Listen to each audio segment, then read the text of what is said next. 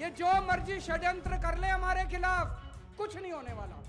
और मैं भी डटा हुआ हूं इनके खिलाफ, मैं भी नहीं झुकने वाला। ये कहते हैं बीजेपी में आ जाओ, हम छोड़ देंगे। मैंने कहा बिल्कुल नहीं आऊंगा बीजेपी में चले जाओ तो सारे खून माफ सब। ये जो मर्जी षड्यंत्र कर ले हमारे खिलाफ, कुछ नहीं होने वाला। और मैं भी डटा हुआ हूं इनके खिलाफ, मैं भी नहीं झुकने वाला। ये कहते हैं बीजेपी में आ जाओ, हम छोड़ देंगे। मैंने कहा बिल्कुल नहीं आऊंगा बीजेपी में, कतई नहीं आऊंगा बीजेपी में। क्यों आ जाए बीजेपी में? नहीं आते बीजेपी में। बीजेपी में चले जाओ तो सारे खून माफ सब। जी, ये सरासर झूठ है और आदरणीय मुख्यमंत्री अरविंद केजरीवाल जी की बहुत पुरानी आदत है असत्य का सहारा लेना। वो कोई भी दोषारोपण कर देते हैं। आज उन्होंने एक बहुत ही ये हंसी वाली बात कही है कि उनको कहा जा रहा है बीजेपी ज्वाइन करने के लिए। बीजेपी को उनकी बिल्कुल भी ज़रूरत नहीं है।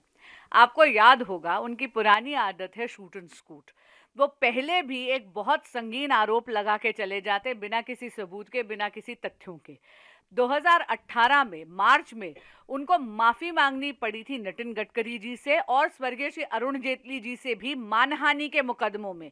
यहाँ तक कि कपिल सिब्बल जी और अमित सिब्बल जी से भी 2018 में अरविंद केजरीवाल जी ने माफी मांगी थी मानहानि के मुकदमों में। तो मेरा उनसे अनुरोध है कि कृपया आप दिल्ली के विकास पे ध्यान दें और ऐसी झूठे आरोप ना लगाएं।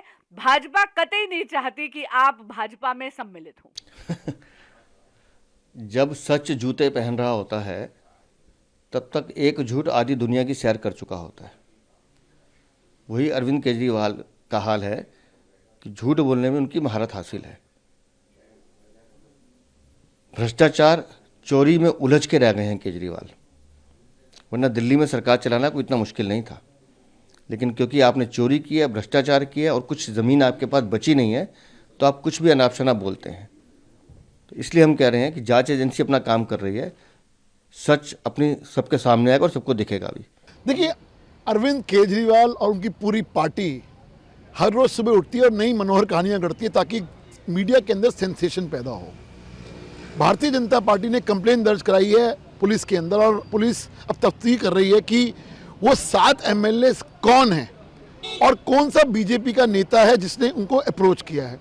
लेकिन अफसोस, अरविंद केजरीवाल सिर्फ और सिर्फ झूठ बोलना, सेंसेशन पैदा करना और रोज़ नई एक मनोहर कहानियाँ गढ़ना, ये अरविंद केजरीवाल की नियति बन गई है। मुझे लगता है कि इस बार वो बच नहीं पाएंगे। अरविंद केजरीवाल की जो आदत है आरोप लगाओ और भाग जाओ, वो नहीं होगा। झूठ बोलेंगे, सबूत नहीं दिखाएंगे, ये अरविंद केजरीवाल हैं। लेकिन आज मैं अरविंद केजरीवाल को चुनौती दे रहा हूँ। अरविंद केजरीवाल जी, प्रेस के सामने आइए। आतिशी जी, आप प्रेस कॉन्फ्रेंस कर रहे हैं, आप सामने आइए। उन 7 एमएलए को सामने लाइए कि किस एमएलए को किस नेता ने, बीजेपी के नेता ने अप्रोच किया और कितने, जो आप पैसे कह रहे हैं, कब कब ऑफर करी। कुछ रिकॉर्ड होगा, कॉल रिकॉर्ड होगी, कुछ तो होगा, या हवा में बात करेंगे। इसलिए ये कोई पहली बार नहीं है अरविंद केजरीवाल साहब। आप हमेशा झूठ बोलते हैं, हमेशा कुछ ना कुछ आरोप लगाते हैं, सेंसेशन पैदा करने की कोशिश करते हैं। वो नहीं चलने वाला। अब आपको सबूत देने होंगे जनता के सामने, नहीं तो माफ़ी मांगनी होगी।